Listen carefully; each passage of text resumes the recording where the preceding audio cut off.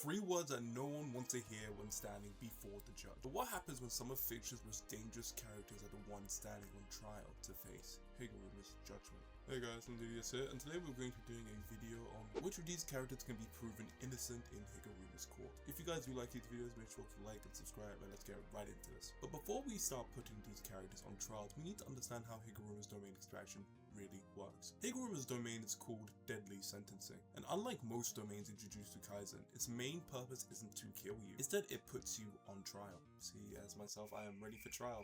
My lawyer down, I'm gonna jail. When Higuruma's domain activates, Higuruma summons his Shikigami called Judgment. Judgment acts as the judge while Higuruma acts as the prosecutor. The person trapped inside the domain becomes the defendant. Judgment represents them with an accusation based on a crime that they have committed, and this is where things start to become interesting. The defendant isn't simply declared guilty because Higuruma knows they did something wrong. They can admit the crime, deny it, or challenge the accusation. The defendant isn't simply declared guilty because Higuruma knows they did something wrong. They're given the opportunity to plead their case. Higuruma can also prevent evidence that Judgment has gathered. Once both sides have made their arguments, Judgment delivers the verdict. If you are found not guilty, 2 or more things could happen. Depending on the severity of the crime, Judgment can impose different punishments. The least severe is conversation, which in JJK removes the defendant's curse technique. And the more serious the crime is, there is a punishment that you really do not want. The death penalty. If the Judgment gives Higuruma the death penalty, Higuruma receives the executioner's sword, and this isn't any normal sword. If Higuruma cuts you with it, you are dead.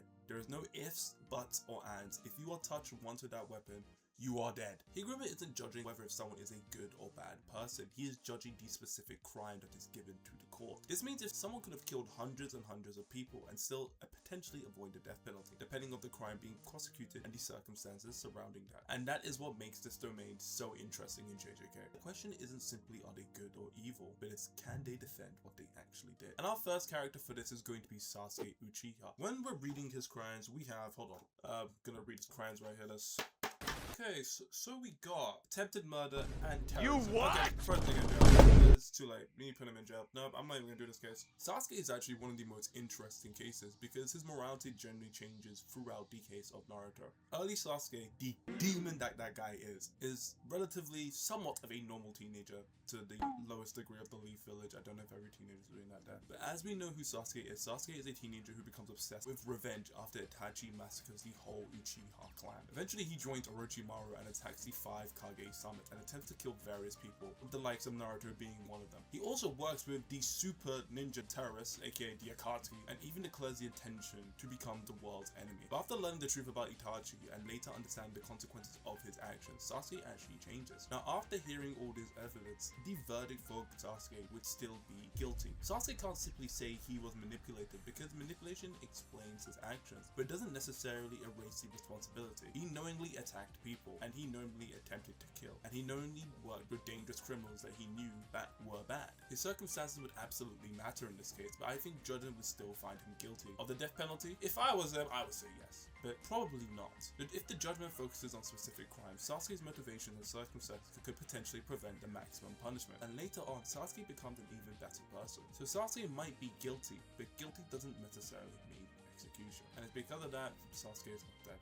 Surprisingly. Moving on to our next character, we have Sonic the Hedgehog. Now, what is Sonic the Hedgehog really being put on crime for? This guy is one of the saviors of society, and whatever he does is for the better goodment of humanity. Okay, reading his crimes here, the crimes that Sonic would most likely do are property destruction, assault, and potential reckless endangerment. We've seen this guy in different games. Although he is defeating Eggman and the Badniks, the destruction that this man leaves behind is no joke. A key example of evidence that Higuruma would pull up is Sonic Adventure 2. If you remember the absolute beginning of the first act, Escape the City, what happens at the end? The gun truck. Now, Sonic, being as strong as he is, could instantly have taken out the gun truck in 2 seconds, but he instead runs along with the gun truck around the whole city. The amount of property damage and taxpayers' money that would have to go into that would be absolutely phenomenal. Gun is also at responsibility for bringing a massive truck to the battle scene and destroying everything in the state of San Francisco, it's also because of that Sonic is also held liable for potential reckless endangerment. Now, knowing Sonic's motivation in that he was actually being arrested for the likes of a different Hedgehog's crime, which was Shadow the Hedgehog, and given that circumstances and reasonings, I believe that his judgment and sentencing would be not guilty, and if not, maybe a minor fine to property destruction. He's doing this for the protection of others, and he's not generally trying to kill people, he's trying to stop threats. And the threat in that situation was Gun, and most likely tied with Eggman. So if anyone has to go to jail, it's Eggman. Now, moving it off to a character I've never actually spoken before, we have Wanda Maximoff. Now, Wanda's history is very complicated. She's been both a hero and a villain in most of the MCU timeline, and her powers can be absolutely terrifying when her emotions spiral out of control. So when Wanda comes to trial, her main crime would be multiple counts of homicide, and a key piece of evidence that Higuruma would bring to the trial would be the death of the Illuminati. Now, I know you guys both remember watching Multiverse of Madness and seeing Wanda absolutely decimate the likes of all of the Illuminati. Now, that crime is showing a true case of murder right there. She just murked everybody, all included. Unlike Sasuke's attempted murder, Wanda has a more harder defense. She can argue that she was being influenced by the Darkhold, and she can argue that her grief and obsession was within finding her children affecting her judgment. But the judgment isn't necessarily asking, was Wanda mentally or emotionally stable? Instead, he's asking whether she committed the crime. She absolutely did. As because of that, Wanda will be the first person to get the punishment of the death penalty. Wanda deliberately pursued her objective and killed the Illuminati to get to America Chavez, and that is why I believe Wanda would still get the death penalty. Now, moving on to Clark from the Backrooms. Now, this is one of my favorite characters to actually speak about if he was in this trial. The two crimes that Clark would actually be charged with is attempted murder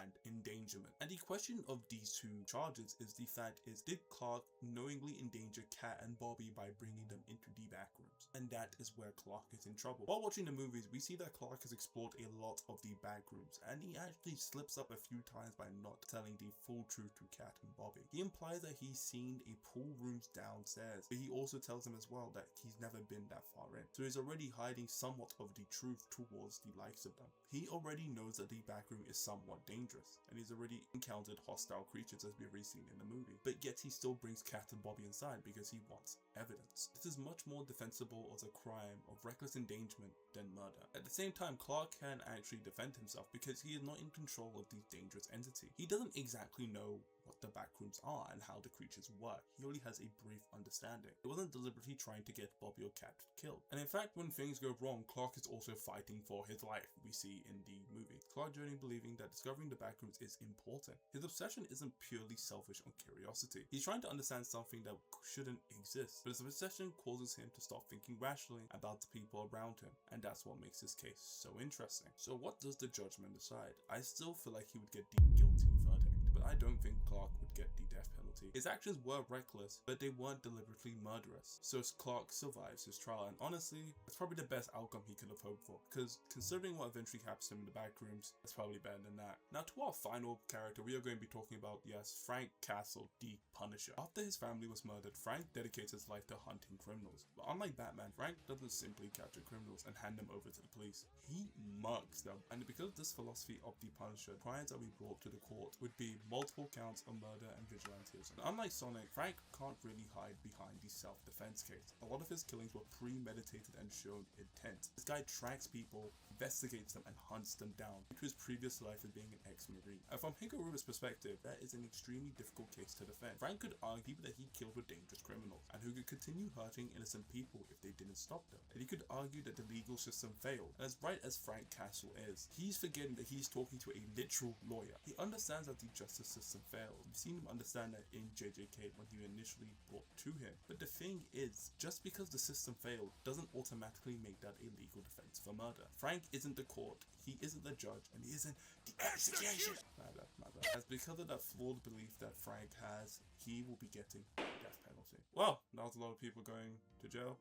I think I did a great job as the defendant, and if you guys would like to hire me, $5.99 a piece. That's what I'm saying, $5.99 a piece. Hope you guys enjoyed that video. Make sure to like and subscribe. Thank you guys so much for the recent views and likes. I've been reading and responding to all your guys' comments. Thanks for 300. And this is that, guys. DDS out.